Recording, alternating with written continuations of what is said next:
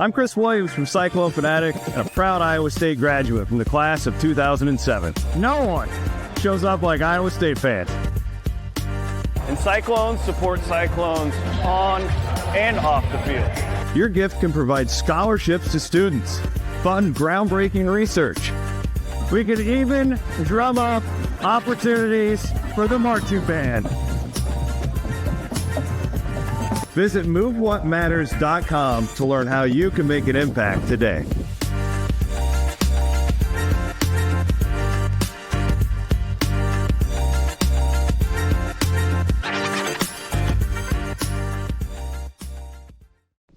You are listening to Let Him Cook. I'm Dylan Coon, as always, joined with Nigel Dyson. Nigel, Iowa State is 16-0, officially the best start in school history, also the longest win streak in school history. And the only thing stopping us from 17-0 is a road game at Kansas. We're going to talk about the two games from last week, and then we're going to preview Kansas a little bit, talk about some other games around the country and the college basketball world. But we're probably going to start with Baylor here, Nigel. I was working Wednesday night, so I was listening on the Varsity Radio app, but I caught quite a bit of it. I mean, really the kind of theme of this last week was a slow start in the first half. Both games had that. Both games we were picked to win. Oklahoma State, I think, were an 18.5-point favorite. I can't remember the line at Baylor. It wasn't that high, obviously. But what do you think the slow starts, do you think that is is that kind of a one-off situation? Is that something, again, hard to nitpick a 16-0 team, the best Iowa State start ever, but that was kind of the downfall of the last two games, was that slow start. Is that worrying going forward, especially with what we know is going to happen tomorrow at Fog Allen? No, I think, we just talked about it literally before the episode started, but like you guys mentioned, like Duke was getting off the slow starts too. Like a lot of big teams are either losing right now or getting off to slow starts, and it's what I like to call the 14-game test. Essentially, 14 games in, you have the perfect amount of film on a team, from high marquee matchup games where you've been able to play people from Feast Week, obviously neutral court sites, and then obviously home and away. You've been able to get like a little bit of everything. You can see a team in every type of situation, and I think to start out a game, despite your talent level, if your scouting report is strong enough, I think you can disrupt a team's flow of how they like to start games. Because if a team has been so successful for 15 games into a year, which is in the regular season, half the season basically, like, for a second, you have to think about it like this. If they're able to get comfortable in starting games in a certain way, as soon as a team is able to come in and find out a strategy or a way to dismiss that, team is able to pounce on that, take advantage. Now, what I think can kind of separate good and great teams is how do you handle that adversity. I think teams like Iowa State, teams like Duke, they've been able to kind of be above and beyond, even when teams do kind of make that first punch and kind of wait to see how they respond.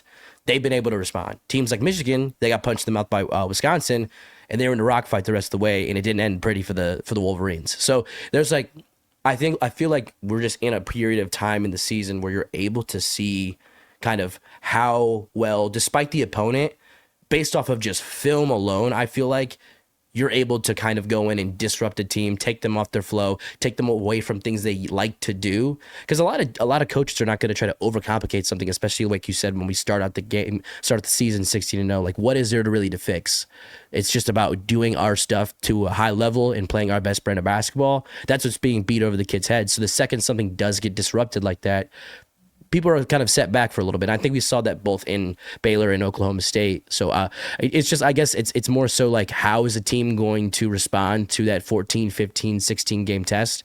And I think the good teams always respond well and find a way to win. And I think, despite us, again, not having the craziest week in conference play when it comes to opponents, you were able to still show like that we weren't pretenders. Like Fred Hoiberg when they won their last game, he said a lot of people count us out as pretenders. How are you going to respond? I think those are moments where you can kind of put yourself in a different tier from the rest of the pack. And I think Iowa State did that despite not playing your best teams yet. And I think it sends a quiet message to those good teams like a Houston, like a BYU, like a Arizona, that, yeah, we can get off to a slow start, but it won't bother us. Like, we're still going to get back into our flow, back into our brand of basketball. And what we have at a foundational level is very strong and tough to break. And I think we showcased that this week. Another thing about both these games that they had in common is like foul trouble. I feel like that kind of, like in the first 10 minutes of each game, Lipsy was kind of sidelined with foul trouble in both games. And that, like, it just messes up your rotations too. Like, all of a sudden Iowa State is playing lineups that don't play a whole lot together. There are stretches in that Baylor game where both Lipsy and Jefferson were on the bench at the same time. That is that's not intentional. Like, that is not something that they always want at least one of them out there at the time, just because those are our two primary ball handlers. So it forces, someone like Killian Toure to handle the ball more, which isn't his, that's not what he's best at in his game. And it just forces guys to kind of do something different, like out of their comfort zone. Milan might be ultra aggressive. I think these first couple games, that's been part of it too, is Milan hasn't been hunting his shots out of the gate. I think if he came out with the mindset of, I'm trying to get 15 points by halftime, that actually might kind of benefit us, because Joshua Jefferson has kind of been the guy when it's like, when things are going slow, he has kind of been, the engine to keep us, especially in that Baylor game. I felt like he was kind of doing everything, boards, assists, and he hasn't been shooting great from the floor, but he's been getting to the free throw line. So that's the other thing too, is, if you get off to a bad start, you have multiple guys that you can kind of turn to say, hey, we need a bucket, we need something, call a timeout, draw something up. And that's where being so balanced on offense, like last year, if Kurt wasn't hitting it and Milan wasn't hitting it, you're kind of scratching your head on, okay, well, now where do we go offensively? Or, you know what I mean? So it's like having a bunch of guys that can come and play. And then also the bench hasn't been as great these last two games. Heisey's played the most, I think, off the bench, but production hasn't been great. And, he's not out there to fill the stat sheet, but like just a little bit more scoring from the bench. I think those are all kind of areas that Iowa State can improve upon and kind of get out of the gates a little bit faster. Yeah. No, and it's moments like this where you do get off to those slow starts. People are in foul trouble. You do have to rely on your guys like a Joshua Jefferson. And it tends to be games like this where they are a bit heavier in stats. It's crazy from a numbers perspective how, like, they're right under each other or right next to each other in the player of the year for I think via KenPom, but Cam Boozer and Joshua Jefferson, they have such similar impacts to their team where they are the engine offensively. And it seems like in games like this, they really have to be leaned on. Not the worst thing in the world, because it's like, oh no, I guess we got to lean on the National Player of the Year contender, right. Like boo-hoo. But again, it's always nice to always have those better balanced games. And I think what starts that balanced scoring is Milan, like you said, shot hunting, being aggressive, shooting the ball, and not letting like an off night. Again, like for him, I don't even think 0 of 3 is an off night. It's just more like you got passive.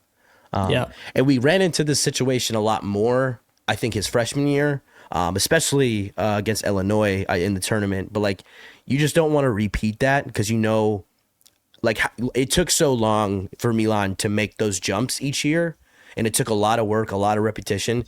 I would hate just for it to be a mental thing to like take 17 steps back. You know what I mean? So still want to see the attempts there. I obviously I don't want him to shoot us out of a game, but nonetheless, like a fraction of our offense lives and dies with him, and he's got to always be like coherent of that. And I think, if he's able to, like really tap into his jelly bean, hopefully he can find his rhythm again. And I don't know. I think for him to have 2 off games, or not, I should say not a West Virginia game, I would only hope that the way he's able to respond is definitely against a team like Kansas on the road where he hasn't won before. Like that's the kind of motivation I think it's going to take a player like him to kind of have a big time game. But nonetheless, still want him to be aggressive the remainder of the season, because I really do think a lot of our offense is relying on that, and it's not a bad thing. I think it opens up like a lot of shots for a lot of other guys, and we got to be aware of that. So I think it starts with him, but that's what's going to kind of play into enhancing our bench play and making us more of a threat when it comes to like depth and whatnot. I think another thing that amazed me about that Baylor game, the first half was dreadful. That might be the worst 20 minutes Iowa State has played all season, and they're up 1 at halftime. I mean, like Baylor. Your boy Kelvin Sampson was probably drooling. He 24-25 halftime. Yeah, that is some Butler early 2010s type score. But carry on. That's got JoJo Tugler written all over it, Nigel. Disgusting. But I mean, just like they kind of hit a go ahead shot right before halftime, and like that is such a kind of more mentally just an advantage going into the locker room with a lead. I mean, like whether you're down 1 or up 1 really doesn't matter in the grand scheme of things at halftime. You got 20 minutes of basketball left. But another place Iowa State has been so good is the 4 minutes after halftime too. They I think went on a 9-1 run out after halftime against Baylor, and that has been kind of a theme. I mean, it's like, if we come out as hot as we do in the second half, if we start the first half like that, and you're up 11-1 before a team can blink, I mean, that is such a. And then the way we play defense, it feels like you're down 20, like with 16 minutes in the first half. Yeah, this was a Jake Brent stat. I'm glad you brought this up, Jackson. In Iowa State's 8 games against Power 5 competition, they've outscored their opponents 102-53. Between halftime and the under 16 media timeout, almost doubling those other Power 5 teams in that span. And that is such a, like, it's kind of like the first 4 minutes of the game, the last 4 minutes, the 8 minutes around halftime, and then the last 4 minutes of the game. I think those are the most important parts of a basketball game. And Iowa State has been so good, really, especially in the second half. I think some of it, too, is we're a second half team. And I was saying, like, if you made me pick one, I would rather be a second half team than a first half team. Yeah, no, for sure. You have so many things have to go your way if you want to be a first half team. I don't think anyone strives to be, but it definitely is nice to kind of again try to get away from that, where it's like that becomes your narrative the entire season. I think we're seeing it in real time with the Chicago Bears right now. Like to see how many games they've been able to win, quite literally, in the last moments of each contest. Like, as much energy as that gives a fan base, because you just keep winning, it can get under you and kind of feel like someone's pulling a carpet from under your feet in some of the biggest moments. So you definitely want to be able to learn how to play all types of ways. Like, I think the great teams learn how to put people away early. They learn how to have a rock fight if there needs to be a rock fight. And they also know how to come down 15 and win in the second half, like we have on a handful of times. So I think just trying to be able to mix in that variety is going to be key for us of how we put away teams, especially with so much of our league being not top heavy. You know what I mean? Like, there's a lot of games this year we can play where we can work on those reps, and we're not playing a Long Beach State. We're not playing Houston Christian. Like, we're playing still respectable basketball programs at the end of the day. So I just want to be able to be in a situation where I can feel confident that we've won all types of games this year, not just second half games, especially in league play, because anything can happen, and we saw it this weekend. So definitely still want to just try to, in games like a Baylor, like a OK State, not be in that predicament, because you're going to need a lot of energy going into Fog Allen. You're going to need a lot of energy playing Arizona this year. You're going to need a lot of energy playing BYU this year. So definitely want to see kind of, again, like some variety of how we can win. But I'm glad we've shown as a team already we can come back and we can be a second half team if the need is that. I will say, if Taman Lipsey scores 20 points in the second half in basically any game, we're probably going to win that game. I mean, that was huge. And he kind of got out of foul trouble. He's also such a smart player that he probably has a longer leash with like 2 fouls or 3 fouls. because there's just so much trust there between TJ and Taman that, you kind of let your senior point guard do the right thing, make the right move, still play really good defense without fouling. But I mean, 20 points in the second half is nasty, especially when you only had 4 points. You're kind of on the sideline. You're not able to get into a rhythm. For him to come out like he did against Baylor, I mean, that is just like he is in the top tier of my favorite Iowa State basketball players of all time. I just love what that guy does. It's kind of like you think of some of the like Cassius Winstons of the world, like just a 4 year. Don't bring his name up on this platform. Yeah, sorry, I forget about the Duke stuff. But just like a dependable point guard, and whenever Iowa State really needs a bucket, like he's gonna make that bucket. And sometimes it's like the ones where we're on a run and we don't really need it, he'll miss it. But it's like, hey, we haven't made one in a while. He's got an open three, nails. Like he knows when to make his shots, when to take his opportunities.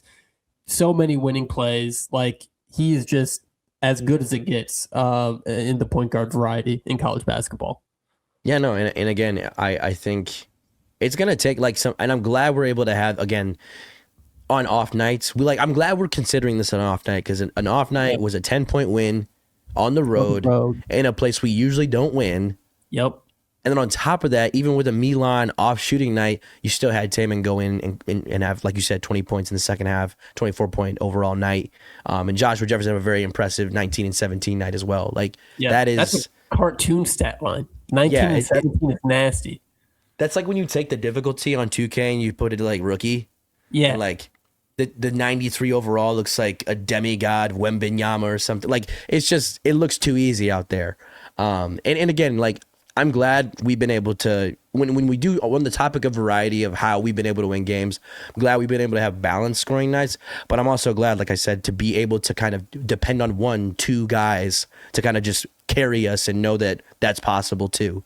And I think we stay healthy, we stay coherent and obviously cohesive as a unit. Like those nights where everyone's on will come. Like, and you never know. I still think for this team, their best basketball is in front of them. I don't think you're peaking 16 games in.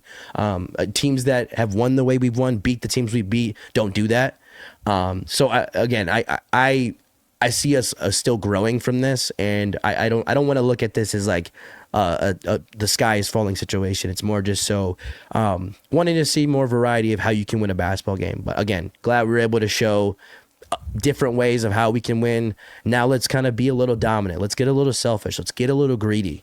I think that's what the good teams do. And again, that's how you can separate yourself and afford a, like, guys, if you think I'm anticipating us going undefeated, like for the rest of the year, you're on a drug that I don't even know how you got on the market. Okay. Cause I just know it's coming. I'm not dumb. I'm not stupid. Someone's going to catch us and that's okay. But again, I want to put us in a situation where we have won enough high caliber games to where we can afford a loss like that and no one's going to bat an eye. Like, I'm not expecting this to be 2015 Kentucky and lose in heartbreaking fashion in the Final Four. I hope to God that doesn't happen. But again, to see us play good types of basketball, I want to just put us in a good situation going out of January. We know how well we play in January usually, especially in TJ's era being the head coach here. But you know how spooky February can get sometimes. So I want to be able to afford a February loss here and there if it happens. So again, just playing different varieties of basketball, showing America you can win in a variety of ways is going to be important with the next few steps, and especially with the test we have tomorrow evening. The other thing I was, especially going into the Baylor game, it's like if you want to be a 1 seed, if you want to win the Big 12, you have to win at Waco. That is a game you have to have. I think Kansas, I know they're unranked, but I think it's a little different. You know, I obviously, this is another thing about the game tomorrow night. If you don't come out of the, first half guns blazing, like if you can't get up for Kansas at Fog Allen, that's the team where you want to come out and punch them right in the mouth. Stay home. If you can't get up for this, stay home. Yeah, please. So that's one thing, but you got to think too, you're at full strength. Like right now, these are, you got everybody at your disposal. to go out and do their thing. You don't know if that's going to be a forever thing. So while you're at full strength, while you're playing good, these games are so important because something goes wrong in February, you're afforded a loss. I think the goal right now is to be a 1 seed. Because I think it's clearly obtainable with the number 2 team in the country as of today with the new AP poll. So I think that's the goal. I think losing at Kansas doesn't change that, but then it means, hey, you really can't drop one in February now. Like, you really can't mess around, on the road against a middle of the pack Big 12 team. So if you win tomorrow night, you're afforded a mess up somewhere along the way. I think that's a good way to look at it.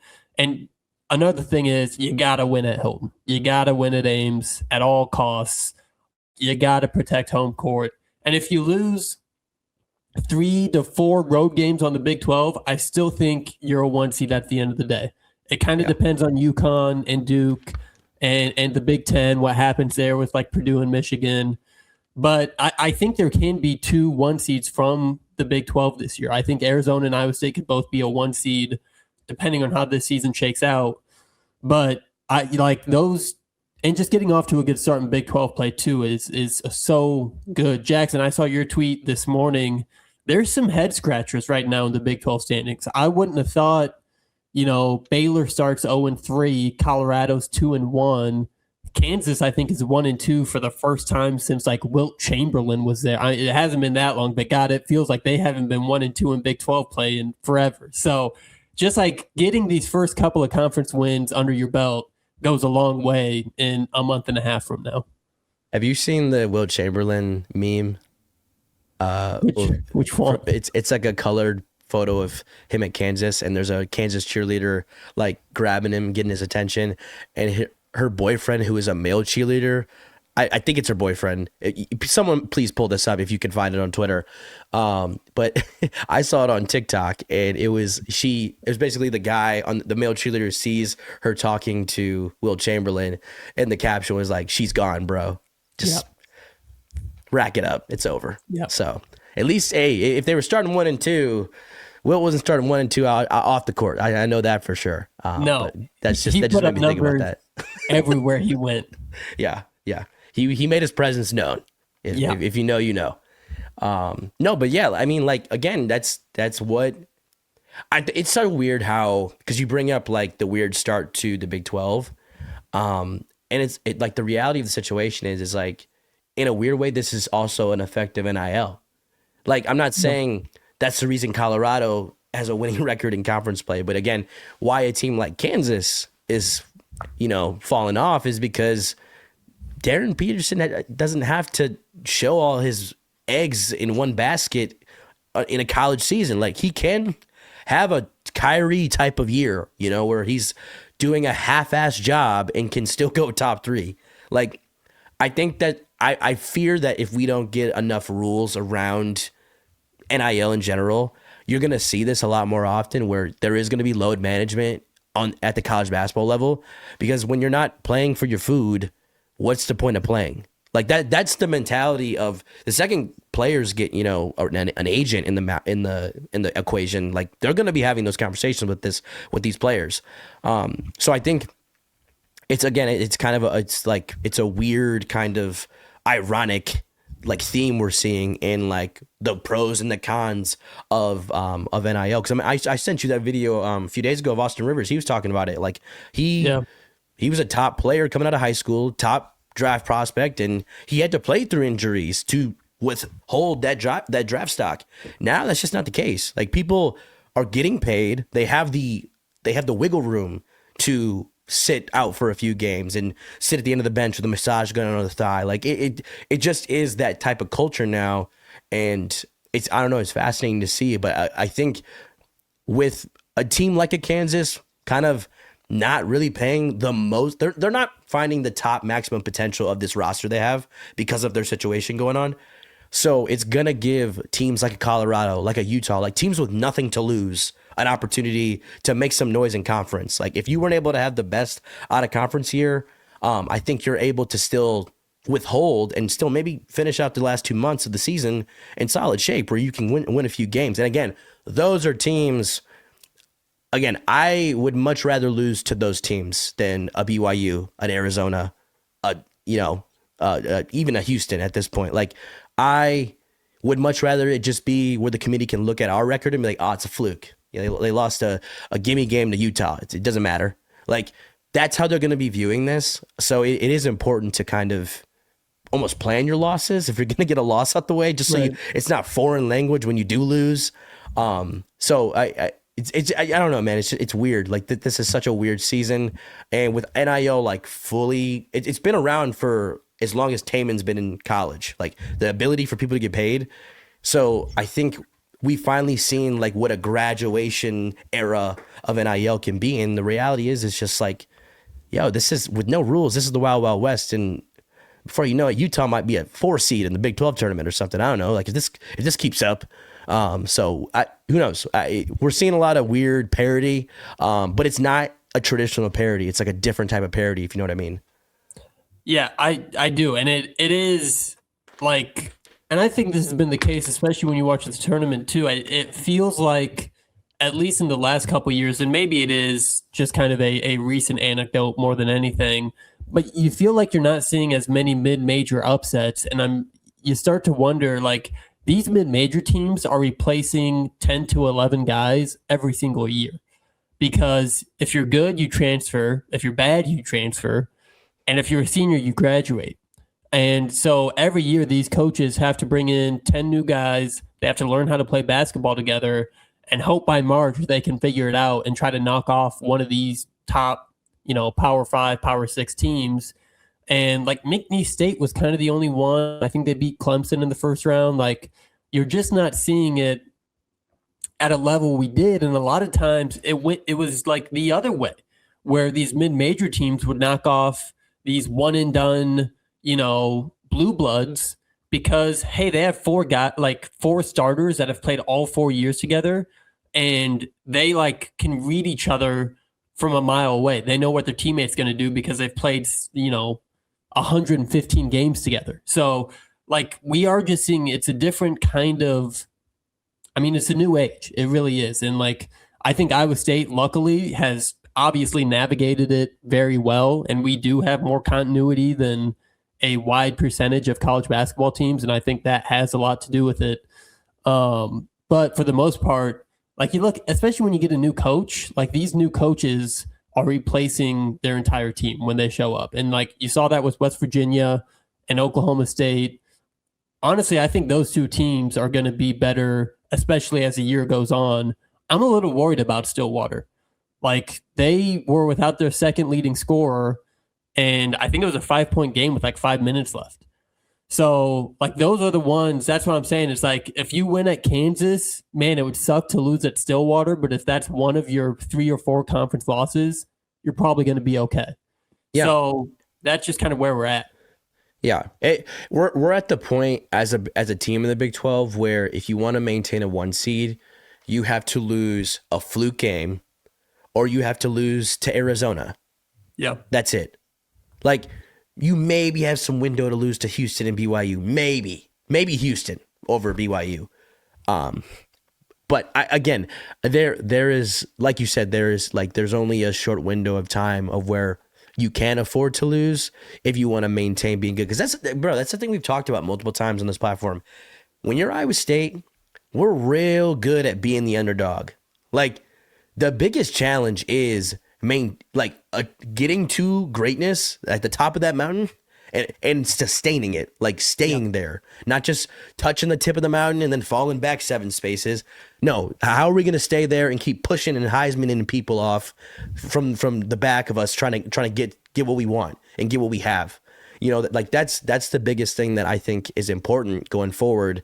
And again, it's going to be tests like this for the rest of the time, where it used to be, oh, Iowa State's tough, they're a good team, they could beat us, so we got to play our top-notch basketball. Now it's like, we have incentive to beat Iowa State. Kansas, if they beat us, they're back in the top 25 just off of default. So again, like, it's understanding what games you can't afford to lose and playing with such intensity. like playing with a do or die mentality. And just more so when it comes to Kansas alone, like we've been screwed so many times in the past few years, recent years, I should say, or either screwed or just embarrassed. And at some point, how many times are you going to go to recess, get your ass kicked, and do nothing about it? Like, it's time to take Kansas, catch them while they're in the bathroom at the urinal, push them up against the wall, and start flushing the urinal. Old school style. Sure. Like, bully the bully. If that was a very vivid image, but if you imaged it out correctly, it's a good get, you know? And tomorrow, I want to push Darren Peterson up against the wall and flush the urinal. All right? You sent it to me, the great Aaron Marner. If you don't follow him on Twitter, I don't know why we're not doing that. But it was just a picture of Killian Toure, and it was POV, you're Darren Peterson, and you're having a very bad day. Yeah. Man, I hope so. Like, let's go into Kansas now. Like, let's preview this team. So they have one of the craziest games I've watched in a long time against TCU. I think that win probability for Kansas was like under 1% at more than one time in that game. And the Fog Allen Avalanche comes rolling down. TCU looks like a deer in the headlights, and they just piss that game down their leg. They looked shook.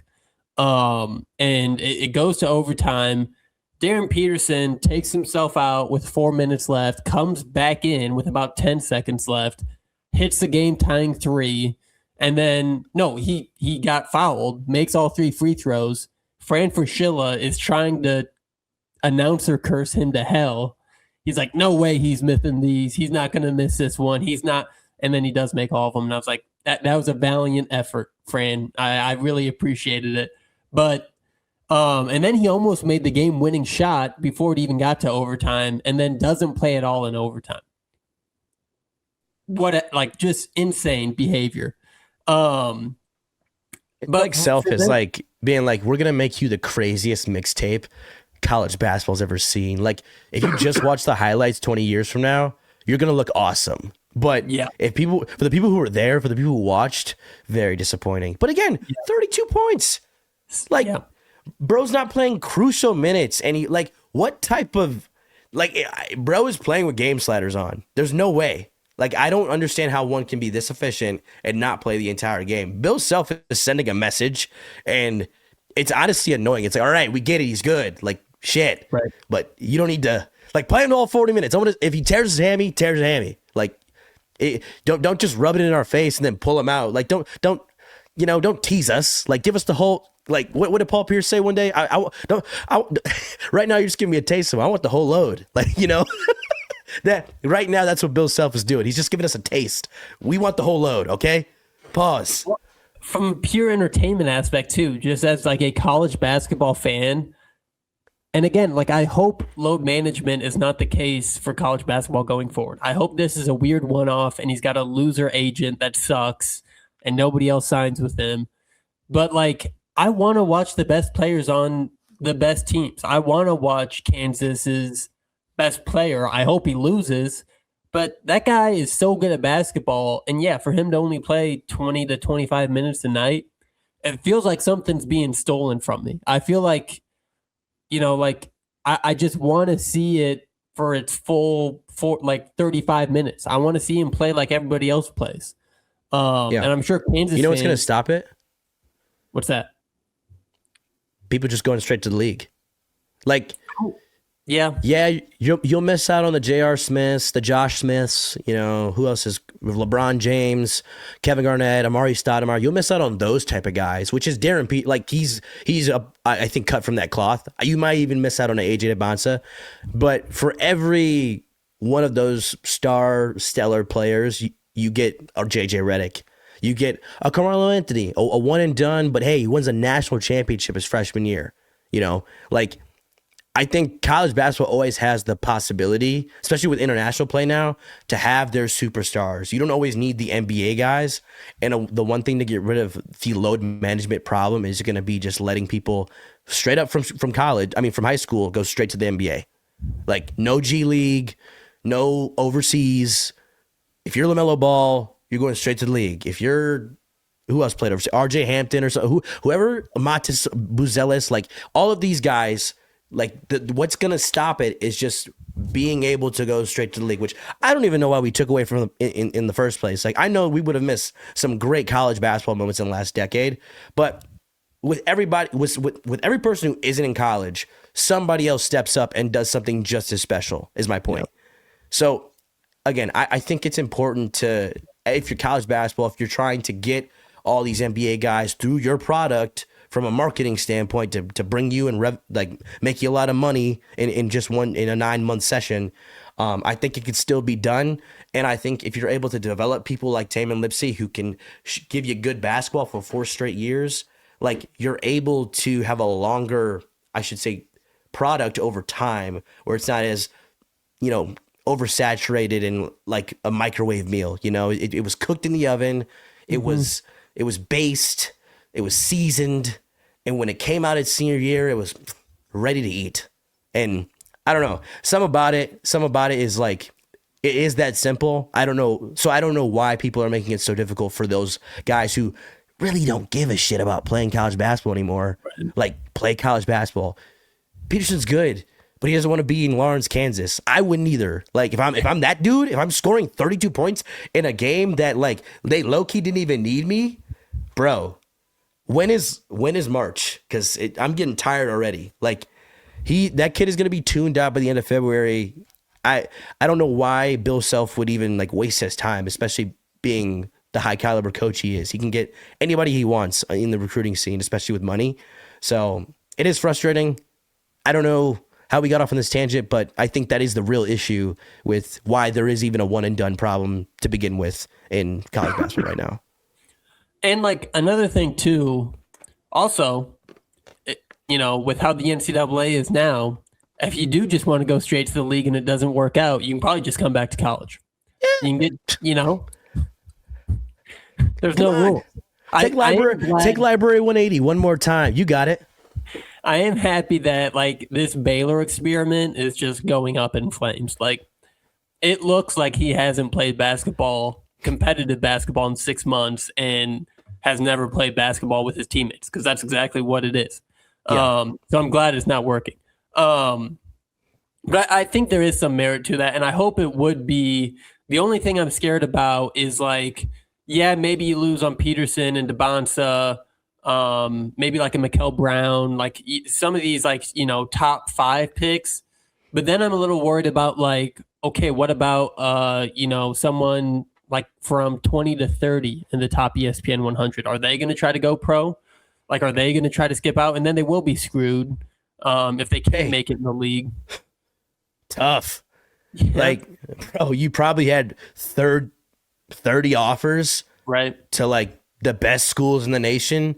Because put it this way, there are guys out there like Kobe Bryant, LeBron. Like, there were so many teams that I believe Coach K, when LeBron was in high school, Coach K didn't even send him a letter to like even entertain the idea. He's like, I'm not gonna get that, but who I can get? JJ Redick, Greg Paulus, Shalvik Randolph.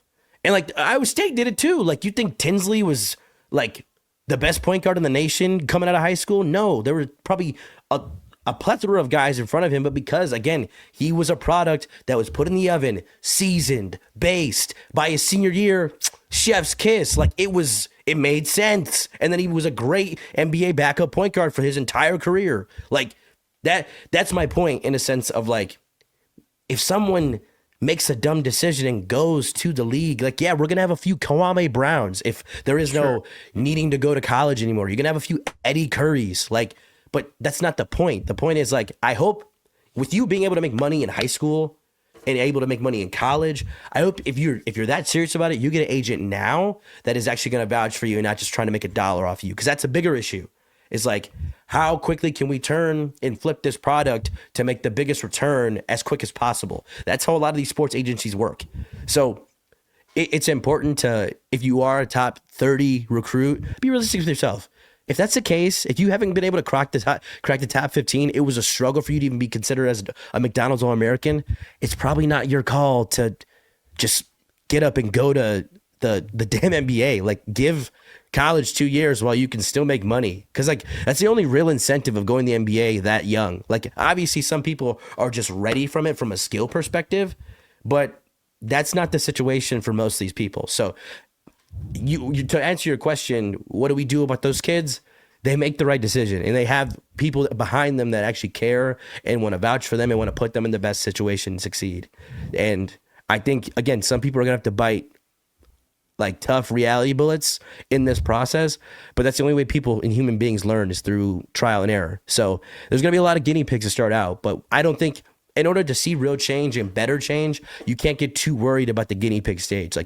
Like if you've seen Shrek, what did Lord Farquaad say? Like, some of you will die, but that's a risk I'm willing to take. Like for the prosperity of college basketball, I am okay with a few 17-year-olds making poor decisions, because there's a lot of 17-year-olds out here making poor decisions outside of basketball. Right. So let's have some perspective. I think it's still necessary, but guys like Peter, like, let's not waste these kids' time anymore. I think that's what we're seeing with them being able to get paid in college. Like, yeah, I'll play when I feel like it.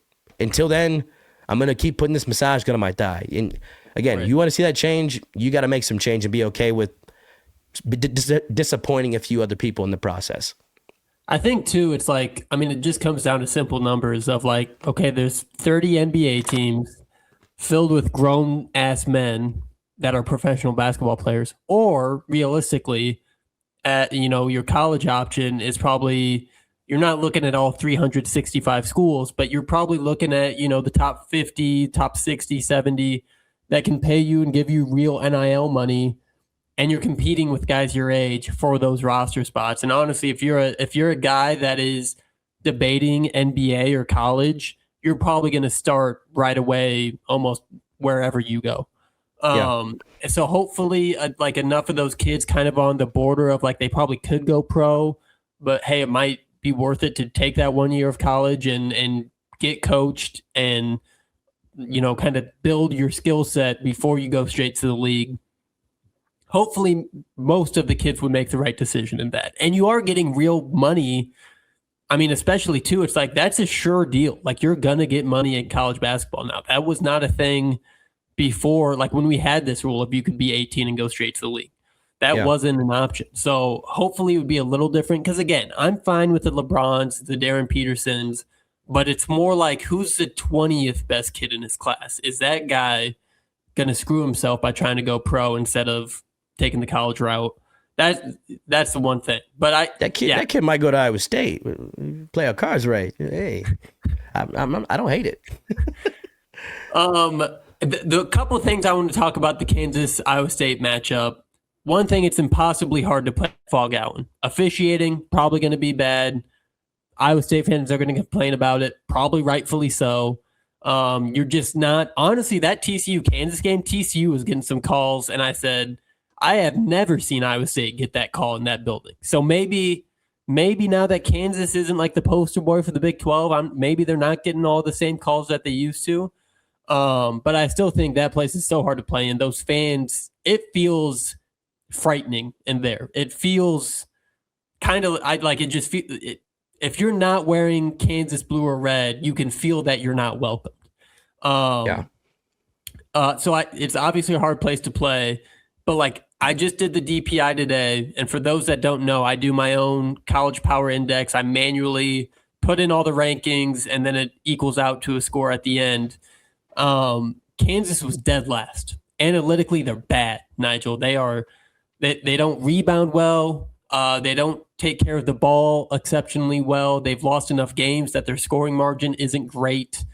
Honestly, their turnover margin is terrible. And I think if Iowa State's going to exploit one aspect of Kansas, it's going to be turning the ball over. And Iowa State lately, I mean, we're still winning the turnover battle, but it's been by 4 or it's been by 5.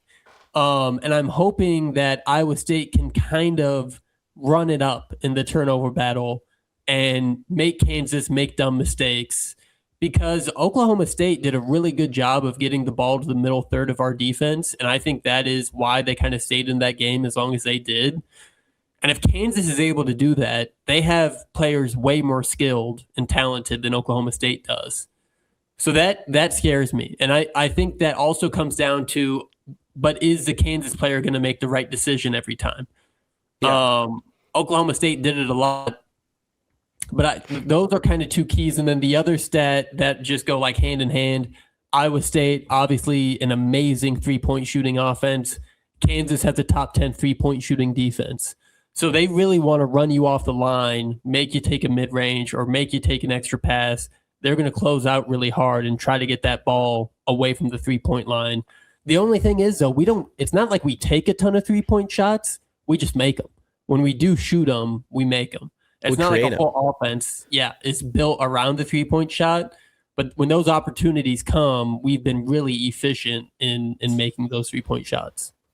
Well, I think this is a game offensively that, again, you don't overcomplicate it. When a team is thirsty to jump passes and close out overly aggressive on threes and on the perimeter, I think that's the best time to shot fake and find Joshua Jefferson, wherever the hell he is, get him the damn ball. It's that simple. Yep. And then when they adjust to that, oh, Milan, you're wide open. I think it's a good time to shoot the ball. Like, it can be simplified, and I think the way Kansas tends to play sometimes is a lot of hero ball. I think I saw it in real time in a lot of some of the games that Peterson's been able to play, but even like Melvin Council, the game he had at NC State a few weeks ago. He can't, both those guys can take a game over. That's how good no, for both sure. Those guys are. But I still view that as hero ball, and with a backcourt like ours, I think we can shut that shit down quick. So I would hope we're able to do that. I would hope we know the assignment. And again, Peterson being such a wild card, I think you throw a lot of attention on Council, so you ice him out of the game, to a degree when it comes to guarding the perimeter. And then another big thing that I saw has worked with a lot of teams is getting. I always have a tough time with his last name, but Flory, what's his last name? Badunga. Get him in foul trouble, first 2 minutes of the game. I don't care if it doesn't get called. At some point, you got to make it obvious enough where you're getting hit by him to where the ref has to say something, unless they want to get absolutely mauled on Twitter. That's the key to this game, is just getting into the paint, getting him in foul trouble, and then maintaining Council Jr. and then as much as Peterson plays, maintaining him as well. Because again, a lot of their offense is hero ball. I don't have a lot of confidence in the rest of their offense or the rest of their guys of that matter. Even Trey White is a solid player, but again, he's not gonna, in my opinion, against our defense, take over a game. So I think the game plan can be very simple. I'm curious to see how the slow starts have been called out from TJ and what adjustments we can see as fans visibly on par as soon as the game starts. Is there going to be a different kind of vibe and feel and kind of pop to our team tomorrow, especially with us being on the road in that environment, So that's definitely intriguing, and I'm excited to see kind of how we approach the beginning of the beginning of the game, being that we're now kind of labeled as a second half team. You know what I mean? Right. And just a couple player matchups. I was going to bring up Badunga and Buchanan. Another great opportunity for Buchanan to show he belongs in the Big 12, because Badunga is a really, he's not super skilled offensively, but just an effort guy, athletic. He's going to rebound. He's going to cause havoc. He affects shots even if he doesn't block them. That's going to be a battle on the inside. And then, like you said, a lot of teams Kansas has played, you might have one lockdown defender. We're one of the only teams in the country that has two of those guys. So I'm also curious to see, is it Toure or is it Lipsy who gets the Darren Peterson assignment? I think it'll be Toure, but a lot of times Toure does really well against kind of smaller guards because of his size. And I mean, his speed with his size is just a nightmare for a small guard. Darren Peterson ain't that small. He's an NBA size shooting guard. So it'll be interesting to see if he is still, and NBA scouts are going to be watching that matchup. Because if Toure wants to be, a lockdown defender at the next level, it's going to be guys like Darren Peterson that he is playing in back-to-back nights. So, this is a big opportunity for Toure to kind of show what he has. And then Lipsy, Council's man, thank God Toure's not guarding me. Here comes Taman Lipsy. All 4 years, and on the wooden watch. Like that's tough. That's tough. Help. Yeah. That's all he's going to do. Help, God. And then I think where we have the true advantage is on the wings. Like they just don't have the forwards like Momcilovic and Jefferson that we do this year. So like offensively, I think their guards are better than us, but man, we have two really good defensive guards. And then I think Buchanan and Maduga is kind of a coin flip. And then I think we have advantage on the wings. At least that's how I look at it. And then the bench, hopefully you can get some guys. It'll be interesting, like kind of between Dom Nelson and Bateman. Bateman's going to try to shoot threes, but if Kansas isn't letting us shoot, maybe you do need Dom's driving ability and hope he can make them free throws. Like maybe this is a game for Dom Nelson to drive to the rim. If they're going to leave lanes open, he's gonna take advantage of that. Or even like I said earlier, with if they're running us off the 3-point line and we find Jefferson on a block, he's one of the best passing bigs in the country. Please hit a cutting Nate Heisey, for the love of God. For the love of God, if you see Nate Heisey, give him the ball. If you see him cutting the basket, give him the ball. Like, that's so much of our offense sometimes, and it's simple. It's not even anything that's like real crazy. But again, the attraction that Jefferson is going to bring to a game normally is going to be 1, 2, 3 body sets sometimes. It's going to leave the whole backside open, right? So it's a great opportunity for, like you said, Dominic Nelson making plays off the dribble. You know, Nate Heisey to kind of be a little bit of everything when it comes to being a glue guy offensively, hitting open shots, cutting the rim when needed. Like it's gonna be a 8-9 man effort, and I just hope that they're able to just finally get one in Allen Fieldhouse. I'm tired of this, man. Like, please, don't you get tired of getting punched in the face? Dylan, have you ever been punched in the face? That's a serious question. It's been years. It's been but it happened. Recess in elementary or middle school is how. But it happened. Yeah. It hurts, doesn't it? It doesn't feel great from what I remember. Had braces at the time too, probably. So that's, I mean. Oh. Yeah. Your ego should be bruised. Right. The question is, how will you respond? That's what who that person who responds is who Dylan Coon is. That person who responds is who Nigel Dyson is. That person who responds is who Taman Lipsy is. That person who responds is who Killian Toure is, et cetera, et cetera. My point is, for the ghosts of the past, for the Caleb Grills, the Gabe Kalschers, the Isaiah Brockingtons, who could just never get over the hump and win at Allen Fieldhouse, do it for them. Do it for the recent guys that TJ has brought into our program. Like, I think that is going to be the biggest motivation, is that not only can we be a special team in program history, in TJ history, we can be one of his first teams that did this awesome feat that I know is not easy, and we haven't done it in close to 10 years. So again, this is a bleeding animal. If you're a shark, you eat the animal. Yeah. There's no hesitation. Like, I don't care how many screaming white people there are in the crowd tomorrow. You eat the animal, and hopefully we can eat. I'm in the mood for Jayhawk tomorrow for supper. Are you? How's that sound? I'd love some Jayhawk legs, some Jayhawk wings. You want some milk with that? Sure. I know you've been drinking milk with your dinner. I'll get you some milk with those wings. Just to cool my mouth down. It might be a little hot. Kansas, though, I will be in the building. Can't wait. That is an awesome place to watch a college basketball game. I do want to talk a little bit. We are kind of having the first Tuesdays, Saturdays, Wednesdays. There's so much good college basketball on. I want to talk about Wisconsin, Michigan, because that's a great example of, hey, you don't come ready to play, you're going to get beat. These conference teams are all solid, and Michigan laid an egg against Wisconsin. Smells fraudulent. Man. And it feels nice to be right, Nigel. Yeah. They were kind of this shining star of college basketball. People are talking about they should just jump Arizona based on, we like them better. Shut the hell up. They got beat by Wisconsin. We can't just be leaping undefeated teams for shits and gigs. You'll get slapped by Wisconsin. And they also won they won the only Odyssey non-conference, regular season neutral tournament with zero structure. They were the only Yeah. team that won a championship in the out of conference season that wasn't even like a real tournament. And then after that, people just kind of was like, all right, well, Michigan, it's Michigan and everybody else, figure it out. Like, no. Like this team is cheeks. I said it before. Nobody listened. People at work called me crazy. And look who's laughing now. And also shout out to my buddy Brian Leone. He was setting up a nasty parlay and he needed one extra leg. And he was like, Nigel, who do I take? You're a college basketball guru. You know your stuff. I was like, man, fade Michigan. He was like, what are you, crazy? They're number 2 in the nation. I said, Brian, fade Michigan. And I'm not gonna lie, the boy was sweating all 40 minutes because it went down to the wire. But when the game was over, he gave me the biggest hug.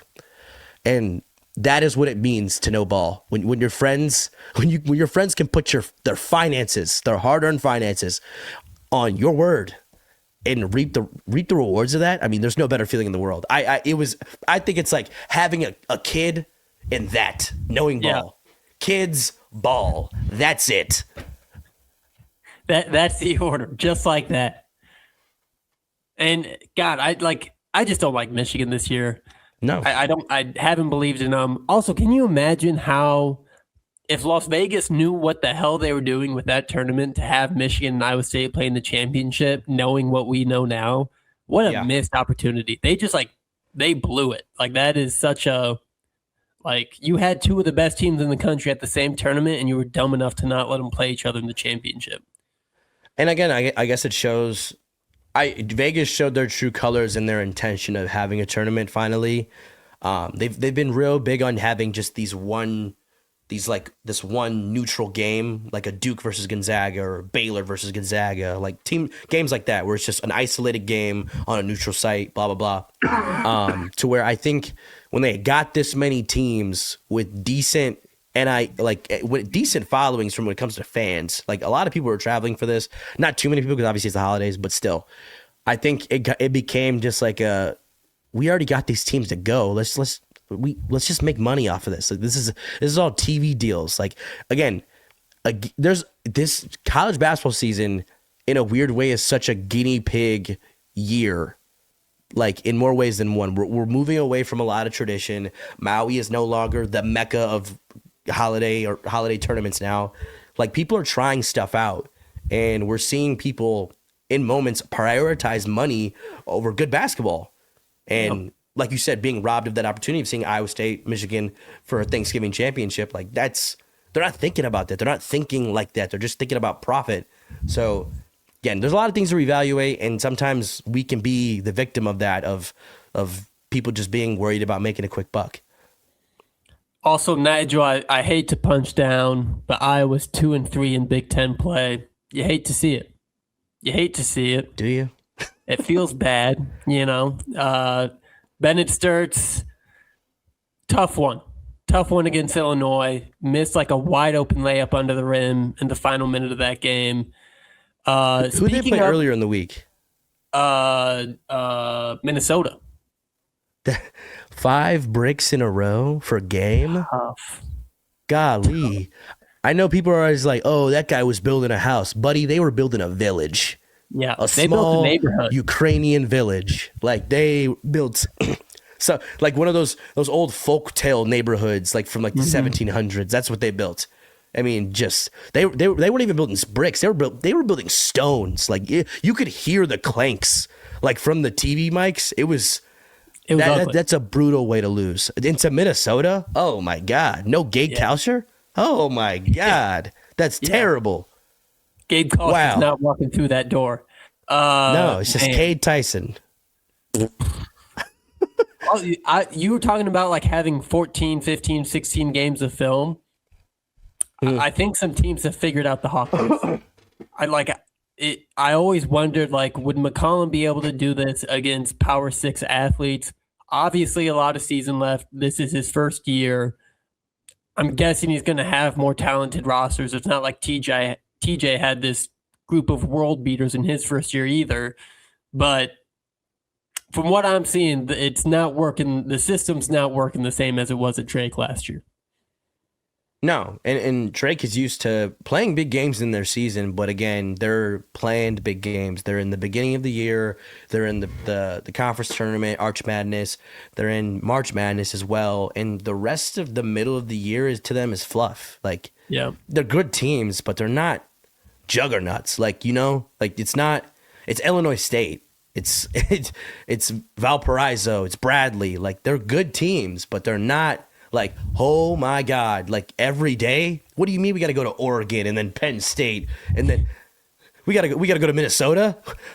Where's Minnesota? Like, it's like I feel like a lot of those Drake kids are like kind of shell shocked right now, and I think you're seeing it in real time. And it just sucks. They got to do it in Hawkeye jerseys. Yeah, Oh, feels bad. shucks. Feels bad. There's always next year. Yeah. We got Kansas tomorrow. Oh, are we going to play this? Hi, this is Jay Billis of ESPN, and there's no better time in Allen Fieldhouse than when the Jayhawks are playing a big-time opponent. And anytime a big-time opponent comes into the Fog, everything gets turned up, and that means you. So we'll see you at Allen Fieldhouse for Iowa State, Kansas.